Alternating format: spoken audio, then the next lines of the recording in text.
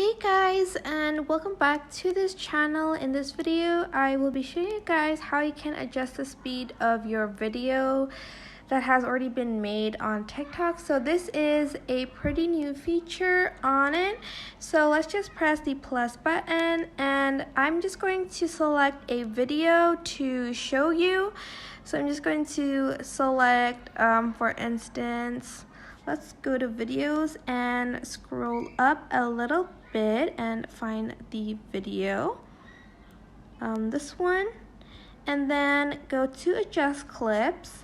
And then as you can see, when you click on it, there is a speed button, so select it, and here you can adjust the speed.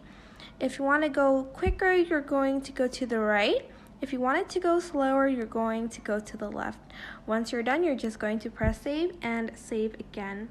And that is basically how you can adjust the speed on TikTok. I hope this tutorial was helpful for you guys. Don't forget to like, comment, share, and also subscribe to this channel if you haven't done that. If you have any questions, just leave it in the comment section down below and I will try my best to answer them all. Thank you so much for watching. Bye!